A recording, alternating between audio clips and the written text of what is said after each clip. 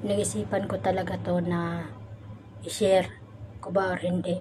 Pero sabi ng utak ko, i-share ko na lang, wala namang mawawala sa akin kung i-share ko Kasi nanaginip ako kagabi. Pinaka-weird na panaginip sa buong buhay ko kagabi. So ngayon, mag-alas 6 na ng gabi. Nag-isipan ko siyang buong araw kung i-share ko ba. So ito na nga, i-share ko na sa inyo yung panaginip ko. Yung panaginip ko kagabi guys is iba. Diba ang sabi nila, kung alam nyo yung nag-trending na nagsasabi na yung rapture daw is darating ng September 23 to 24. Tas hindi naman nangyari. Ito guys, yung panaginip ko. Ewan ko bakit ganito nangyayari. Kasi nakaupo daw kami. Ang dami kong kasama nakaupo kami. Tapos nagkwentuhan daw kami. Habang masarap yung pagkwentuhan namin, hindi ko kilala yung mga kwentuhan ko Ewan ko paano ako napunta doon. Basta nagkwentuhan kami. Then, habang masarap yung kwentuhan namin, may biglang nalaglag na para siyang papel na kinakrambol, yung ginaganon ba.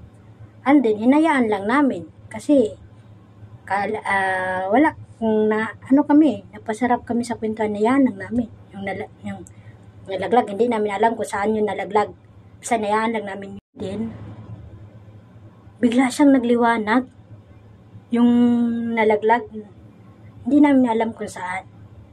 Lumiwanag siya guys. Tapos, tumayo kami bigla. Nakita namin, ang daming naglaglagan Tapos, pag tingin namin sa langit, doon pala galing yung naglaglagan na yun. And then, yung mismo sa lapit namin, yung nalaglag na yun, lumiwanag siya, sobrang liwanag. So, sa sobrang liwanag, hindi kami maimulat yung mata namin, pumikit kami, sobrang liwanag. Sa sobrang liwanag, guys, buong palibot namin sobrang liwanag na. Kasi, yung naglaglagan pala, nagaling sa itaas, para siyang nagdadala ng sobrang liwanag. Ginawa niyang liwanag yung buong paligid na wala ka nang halos makita. Puro liwanag na lang. Kaya napikit kami lahat. Pumikit yung mga mata namin. And then, pagbukas ng mga mata namin, nakita namin yung mga anghel sa himpapawid. As in anghel, Jud. Ang daming mga anghel naka-line, naka-form sila guys. Naka-formation sila. Ang ganda ng formation nila. Tapos pababa sila dito sa mundo, pababa sila. Habang pababa sila, tinitignan namin na sobrang kinangsilak ng mga damit nila. Sobrang ganda na hindi mo may paliwanag yung ganda ng mga suot nila. As in na hindi mo makikita yung mga mukha nila sa sobrang liwanag ng suot nila. Yun ang nakikita ko sa panaginip ko Habang papalapit na sila dito sa pababa na dito sa mundo, mas lalong hindi na namin mamimulat yung mata namin. Kasi sobrang sakit sa mata yung sinag, yung silak ng mga damit, mga suot nila. Hindi nga namin nakikita yung mga mukha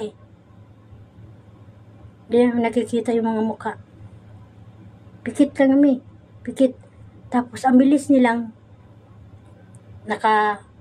nakababa kasi nakapikit kami, pagbukas ng mata namin, nakaapak na sila sa lupa. And then, pag-apak nila sa lupa, doon na nakikita na namin yung harapan. Nakita ko na sila ng harapan yung anghel. Pero, ang gaganda. Ang gaganda nila guys. Sobrang ganda. Tapos yung mga suot nila, ang ganda ng kinang. Sobrang kinang.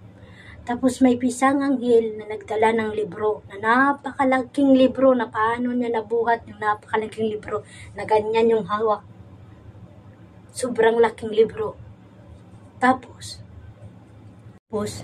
habang nakaano sila guys nakapormisyon yung mga anghel, ang dami nila ang dami, sobrang dami. Tapos habang nakapormisyon sila, nagsidatingan din yung mga tao. Nagsidatingan din yung mga tao papalapit sa amin. Nagsidatingan, nakikita namin yung mga celebrity. Nakita namin halo-halo na yung mga celebrity, nakita namin. Nagsidatingan papunta sa aming pisto. Kasi nandun malapit kami sa anghel malapit kami sa mga anghel. And then, tapos, habang ako, hindi na ako nakapagsalita titik lang ako ng titik sa mga anghel. Kasi hindi ko ipaliwanag ng maayos yung mga itsura nila kasi ang gaganda, basta ang gaganda nila, ang sisilak, ang ganda ng mga suot nila guys. Tapos ang gaganda din ng mga mukha nila. Sobrang ganda na hindi mo may paliwanag. Basta, pagpunta sa mga tao, ang dami mga tao. Sobrang dami. Nagsaditingan. Itong kasama kong isa, nagsabi, baka ito na yung rapture na sinasabi nila. Pagkasabi nun ng kasama kong isa, sumagot naman yung isa kong kasama.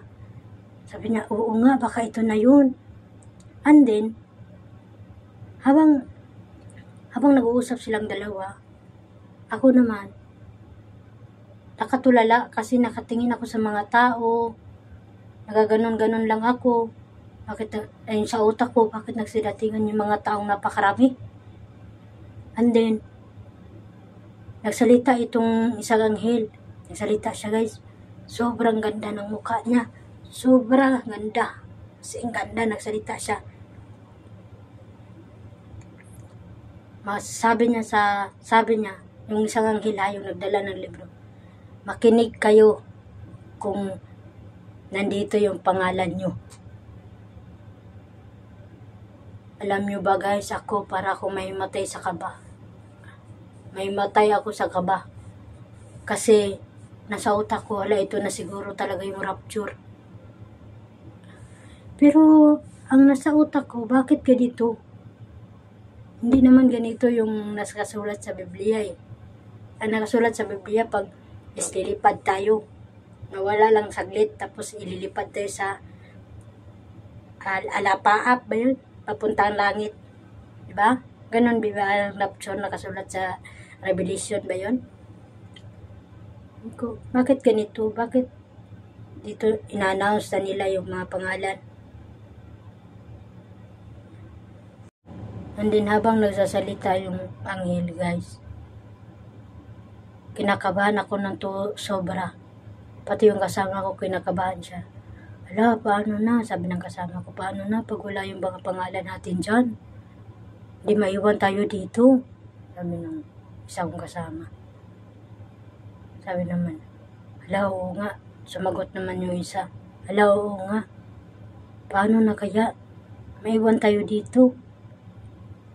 Sabi ko. Yung sa utak ko, yun din ang naisip ko. Paano wala ako dun sa libro na yun? Wala yung pangalan ko dun. Maiiwan ako doon. Nang sabi, napapaisip din ako na kinakabahan ako na natulala na hindi na ako makatingin sa mga anghel. Tapos nakikita ko yung mga celebrity nandoon lahat. Mga artista, mga halo-halo na mga buong mundo na ng mga artista, mga nakakita ko. Lahat, halos ang daming tao, sobrang dami. Sobrang dami.